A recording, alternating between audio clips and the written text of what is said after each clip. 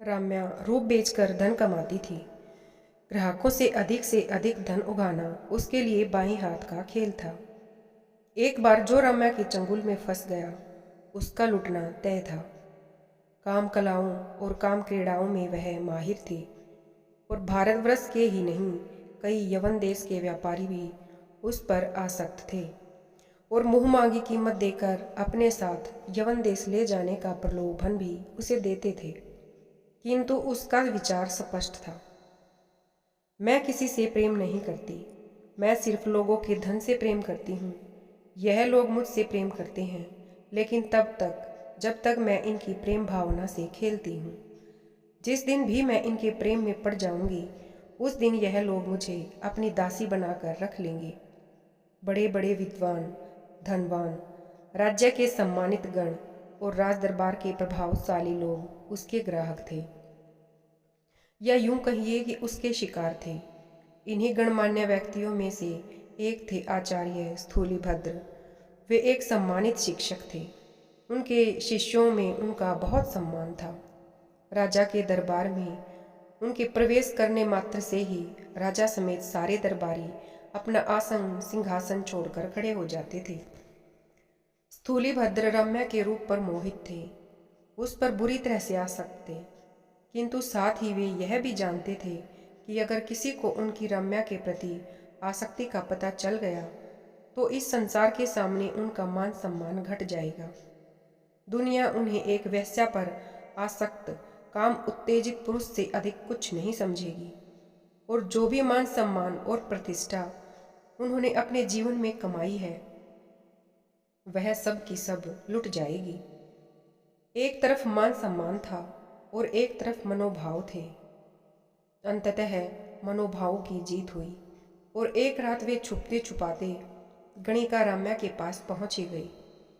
इतने सम्मानित आचार्य को अपने यहाँ आया देख रम्या को तो आश्चर्य हुआ।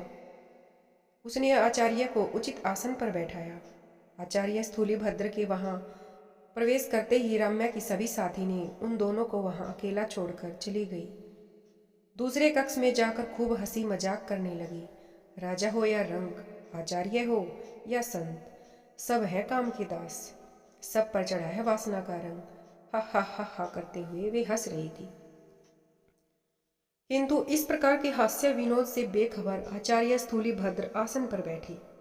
रम्या ने उनके पैर छुए, पर आचार्य ने अपने पैर खींच लिए और रम्या की आंखों में देखते हुए शर्मिंदगी में बोले, यूं मेरे स्पर्श ना करो रम्या, आप महान शिक्षक हैं, आपके चरणों का स्पर्श तो शुभ होता है। आपको इतनी रात आने की क्या आवश्यकता थी आचार्य? अपने किसी शिष्य के हाथों संदेश भिजवा दिया होता, मैं स्वयं प्रस्तुत हो जाती। आपको धन चाहिए, बताइए कितना धन चाहिए? आचार्य स्थूलीभद्र ने हिचकिचाते हुए अपने दिल की बात कही, मुझे धन की आवश्यकता नहीं है रम्या, मुझे तुम्हारी आवश्यकता है। मैं कुछ समझी नहीं आचार्य, मैं तुमसे प्रेम करता हूँ रम्या। रम्या के चेहरे पर व्यंग्यात्मक हंसी आ गई। एक पुरुष और एक गणिका का प्रेम शमशान वैराग्य जैसा लगता है। जब तक काम की आग जल रही होती है, प्रेम जल रहा होता है, और जैसे ही काम शांत, प्रेम भी शांत। पर विचार आचार्य के अपने तरफ थे। काम भी तो एक यज्ञ ही है रम्या, और शरीर उस यज्ञ का उपकरण। पर रम्या के अपने उसूल थे। उसने स्पष्ट कहा, मैं आपसे तर्क नहीं कर सकती हूँ। मैं एक गणिका हूँ और मेरे द्वार पर हर किसी का स्वागत है, आपका भी स्वागत है। पर मेरा मूल्य है, मैं बहुमूल्य हूँ। क्या मूल्य है तुम्हारा? एक दिन की 100 स्वर्ण मुद्राएं लेती हूँ मैं। 100 स्वर्ण मुद्राएं सुनकर आचार्य के माथे पर पसीने और चिंता की लकीरें आ गई और रम्या उपहास करती हुई बोली, भिक्षा के लिए आपका स्वागत है, पर भोग का मूल्य होता है। भोग का तो मूल्य आपको चुकाना ही पड़ेगा आचार्य। आचार्य के चेहरे की शर्मिंदगी अब दृढ़ निश्चय में बदल गई।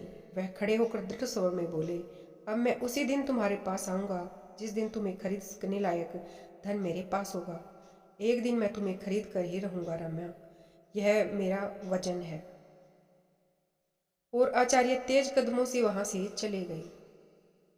और रम्या से इस मुलाकात के बाद आचार्य स्थूलीभद्र का जीवन बदल गया। वे रोजाना महाराज के दरबार में पहुंचते और महाराज को नित्य एक सुविचार सुनाते और बदले में राजा उन्हें एक स्वर्ण मुद्रा देते थे, जिससे वे अपनी और अपने आश्रम में पढ़ने वाले शिष्यों की आवश्यकताएं पूरी करते थे। रोजाना की तरह आज भी महाराज के सुविचार सुनने का समय आ गया था, किंतु आचार्य स्थूलीभद्र अभी तक नहीं आई।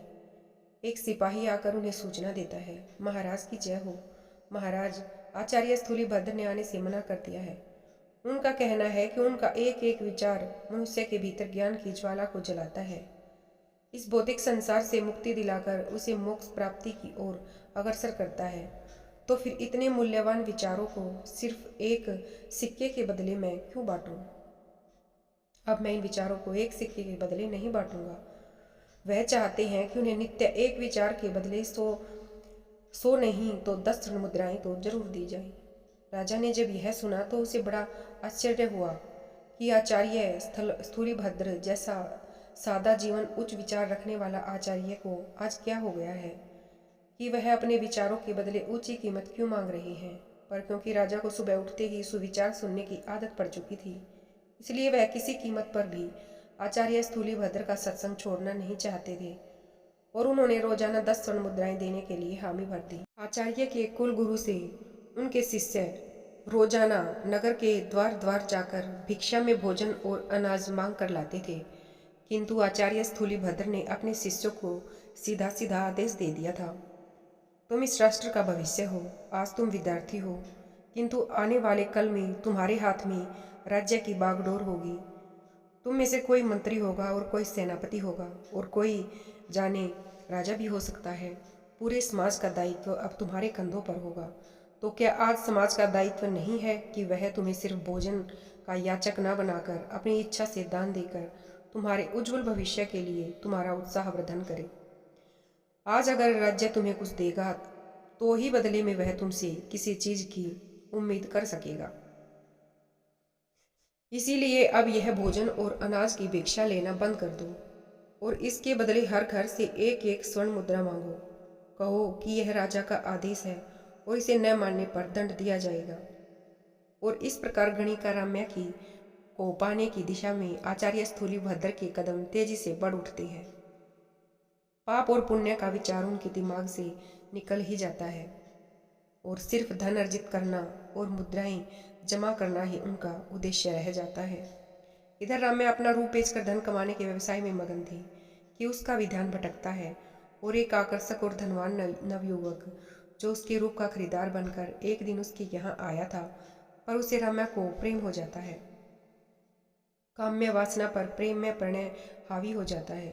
राम्या चाहती थी कि वह नवयुवक रोजाना उसके पास आए, किंतु वह कभी कभी ही आता था, जिस वजह से विरह की वेदना राम्या के लिए असहाय हो जाती थी। कई दिनों के बाद आखिर एक दिन वह आया तो राम्या उससे बोल पड़ी, जो इस बार तुम लंबे समय के लिए ना रुके तो मैं भी तुम्हारे साथ ही चली जाऊंगी। मुझसे अब तुम्हारा विरह सहन नहीं होता। वह नवयुवक राम्या की मनोस्थिति को समझता था, किंतु उसे राम्या से प्रेम नहीं था। भाव खाते हुए बोला, लगता है तुम्हें मुझसे प्रेम हो गया राम्या। राम्या ने तड़पते हुए पूछा, कल किस समय आओगे तुम? हाँ, समय मिला तो अवश्य आऊंगा। और वह नवयुवक वहां से चला गया। अगला सारा दिन राम्या ने उसका इंतजार किया, किंतु रात को उस नवयुवक का एक संदेशवाहक आकर बताता है, श्रेष्ठी ने कहलवा भेजा है कि वह व्यस्त है और अगले कुछ दिन नहीं आ पाएंगे। राम्या का दिल टूट गया। वह दीवानी सी हो गई। कई दिनों तक और रातों तक उसने नवयुवक का इंतजार किया, किंतु वह नहीं आया।